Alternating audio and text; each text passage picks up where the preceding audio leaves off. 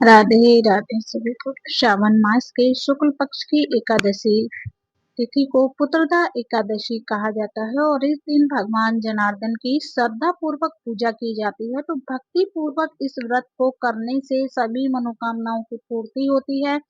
संतान प्राप्ति की इच्छा रखने वालों को यह व्रत अवश्य ही करना चाहिए। कामदा एकादशी की कथा समाप्त होने पर धर्मराज युधिष्ठिर ने श्रावण के शुक्ल पक्ष की एकादशी के बारे में भी वही सब प्रश्न किए। इसके उत्तर में भगवान श्री कृष्ण ने कहा कि हे पांडु पुत्र युधिष्ठिर, श्रावण शुक्ला एकादशी का नाम पुत्रदा है।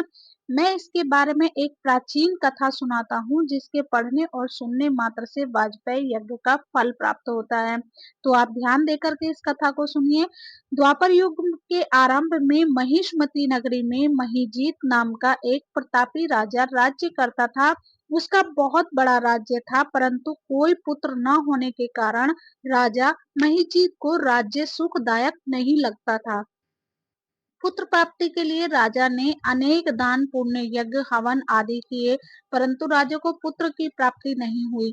वृद्धा अवस्था आती हुई देख करके राजा अपनी प्रजा के प्रतिनिधियों और विद्वान ब्राह्मणों को बुला करके कहने लगा कि हे प्रजाजनों, मैंने इस जन्म में तो कोई पाप नहीं किया, मेरे खजाने में अन्याय से उपार्जन किया हुआ धन नहीं है और ना ही मैंने कभी किसी देव मंदिरों, सदाग्रस्तों या अथवा ब्राह्मणों का धन ही छीना है। किसी दूसरे की धरोहर भी मैंने कभी नहीं ली और ना ही प्रजा पर अन्याय पूर्ण कर कोई भी कर लगाया है। मैं प्रजा का पुत्र के समान पालन करता हूँ तथा ब्राह्मणों और सन्यासियों को भरपूर दान भी देता हूँ।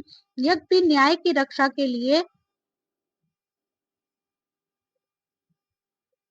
मैं अपराधियों को दंड देता हूँ, परंतु कभी किसी से घृणा नहीं की, सबको समान माना है, सज्जनों की सदा पूजा करता रहता हूँ। इस प्रकार धर्म युक्त राज्य करते हुए भी मेरे पुत्र नहीं है, इस कारण मैं अत्यंत दुख पा रहा हूँ। इसका क्या कारण है? राजा महिजीत की समस्या के निवारण हेतु प्रजा के प्रतिनिधि तथा मंत्रीगण वन में जाकर के बड़े बड़े ऋषियों और मुनियों के दर्शन करते हुए किसी विद्वान तपस्वी की तलाश में लग गए। एक आश्रम में उन्होंने एक अत्यंत वयोवृद्ध धर्म के ज्ञाता बड़े तपस्वी परमात्मा में मन लगाए हुए निराहार जितेंद्रिय जित आत्मा जित क्रोध सनातन धर्म के गूढ़ तत्व को जानने वाले समस्त शास्त्रों के ज्ञाता महात्मा लोमश मुनि को देखा। एक कल्प के व्यतीत होने पर एक रोम गिरता था। लोमश ऋषि का इतनी अधिक थी उनकी आयु, तो सब ने जाकर के लोमश ऋषि को प्रणाम किया और उनके सामने बैठ गए। उन्हें देख करके ऋषि ने पूछा कि आप लोग किस कारण से आए हैं, आप मुझे अपनी समस्या तो बताइए, निसंदेह मैं आप लोगों का हित ही करूंगा।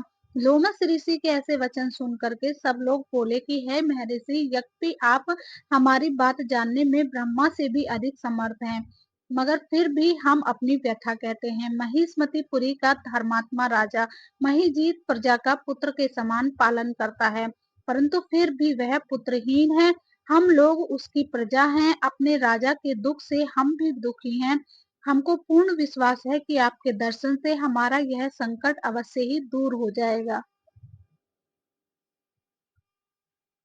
क्योंकि महान पुरुषों के दर्शन मात्र से अनेक कष्ट दूर हो जाते हैं। आप कृपा करके राजा के पुत्र होने का उपाय बतलाइए।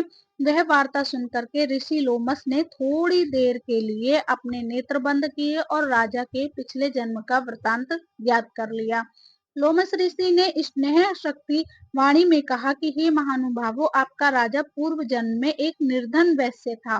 निर्धन होने के कारण इसने अनेक बुरे कर्म किए। वह एक गांव से दूसरे गांव व्यापार करने के लिए जाया करता था और एक समय ज्येष्ठ मास के शुक्ल पक्ष की द्वादशी के दिन मध्याह्न काल के समय जबकि वह 2 दिन का भूखा प्यासा था, एक जलाशय पर जल पीने गया और उस स्थान पर एक तत्काल ब्याई गौ जल पी रही थी। राजा ने उस प्यासी गौ को जल पीते से हटा दिया और स्वयं जल पीने लगा।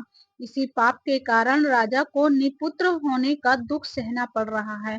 एकादशी के दिन भूखा रहने से वह राजा बना है और प्यासी गौ को जल पीने से हटाने के कारण पुत्रहीनता का दुख भोगना पड़ रहा है।